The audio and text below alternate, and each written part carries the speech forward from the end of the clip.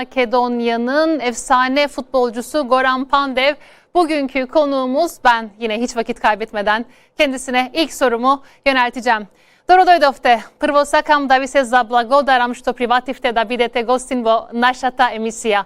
Vaše to gostovanje za nas predstavova golema čest. I prvo sakam... Благодарам и на поканата. Благодарам. Поздрав за сите гледачи. Hvala. Prvo sakam da započnem so Evropskoto prvenstvo. Во историјата на македонскиот футбал за прв пат учествувате на Европско првенство. Иако во двата надпревара што ги игравте бевте поразени, сепак се здобивте со симпатија на цела Европа. Каде е тајната на ова? Па сигурно ова е големо искуство за нас. Знаеме дека Македонија е прв пат на едно големо надпреварување што е Европското првенство. Ние сите во тимот сме среќни. Иако се сме на подобри резултати на првите два надпревари, али го дадовме максимумот. За жал ги изгубивме двата надпревари, али среќни сме што сме на ова големо надпреварување. Ова е големо искуство за нас и се надеваме на следниот надпревар дека ќе одиграме фудбал.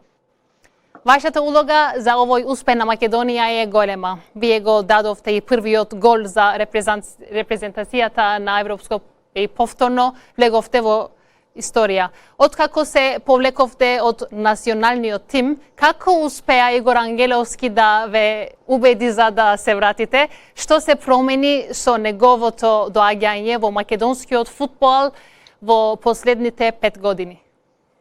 Па добро, Игор Ангеловски е човекот што ме врати во репрезентативата. Сигурно е најзаслужен што сум овде и што сум на ова Европско првенство. Он направи една репрезентација на младост и на искуство, направи една фамилија, што сите се почитувавме, што претходно не беше така.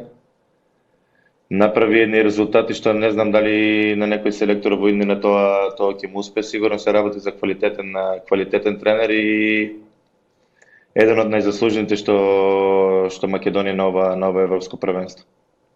Вие сте се уште во многу добра физичка форма, иако имате 37 години, сепак сте во многу подобра форма отколку многу други помлади фудбалери. Секој сака да продолжите да играте. Дали одлуката за пензионирање ви е конечна?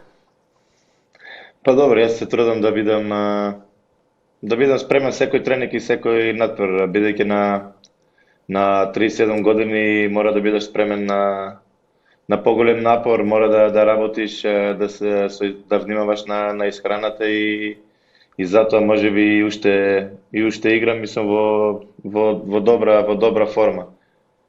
Како што кажавте, не знам дали после ова Европско првенство ќе продолжам да играм. Мојата идеја е да завршам после Европското првенство и да се посветам на мојата фамилија, али уште последниот збор ќе го кажем после Европското првенство, али мојата идеја да ја завршим мојата кариера. И кој мислите има најголем потенцијал од младите фудбалери во екипа? Па добро, ние имаме многу голем потенцијал, стварно се работи за квалитетни репрезентативци. Овде мислам на Елмас, на Барди, на Алиевски, на Стефан Ристовски, Адеми, ове стварно Муслио се квалитетни играчи, Даре Велковски, играчи што го подигнаа нивото на македонската репрезентација, играчи што треба да бидат запишани со златни букви во македонскиот фудбал, бидејќи се стварно големи играчи, пред се добри, прекрасни луѓе и мислам дека заслужено Македонија игра на едно европско надпреварување, бидејќи овие дечки тоа го заслужуваат. И после повлекување, дали планирате да станете технички директор? Па не знам, не сум размислувал што после мојата кариера, али сигурно ќе останам да работам во фудбалот, бидејќи единствено што знам е да работиме само со фудбалот. Не сум размислувал, сигурно моја желба или да почнам да бидам директор или да бидам спортски или да бидам менаџер, али затоа после мојата кариера ќе размислувам. Иако Кусо, вие игравте и за Галатасарај во Турција, што може да ни кажете за времето што го поминавте овде и за конкуренцијата во Турската Суперлига? Па добро, Галатасарај секогаш ќе остане во сеќавање не само на мене, тука на мојата фамилија, но големо искуство за нас. Галатасарај знаеме дека е еден од најголемите клубови во Европа.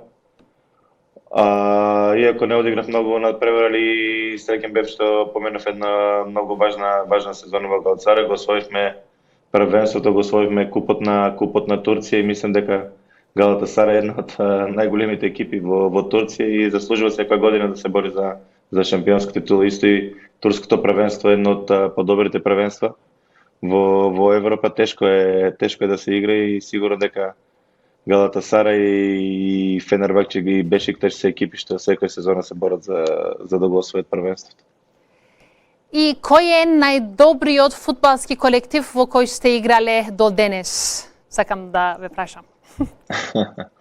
Па колектив сум играл со многу големи играчи, многу добри фудбалски екипи, али сигурно дека екипата во Интер кога бев таа 2010 година освоивме се што можеше да се освоивме тројна круна што ни еден италијански клуб не му успел до сега. И мислам дека Интер, ова генерација на Интер вечно ќе биде запамнетена во италијанскиот фудбал. Уште еднаш сакам да ви се заблагодарам многу што бевте дел од нашата емисија. Драго ми е што се запознавме и посакувам многу успеси. Фала многу. Благодарам и на вас.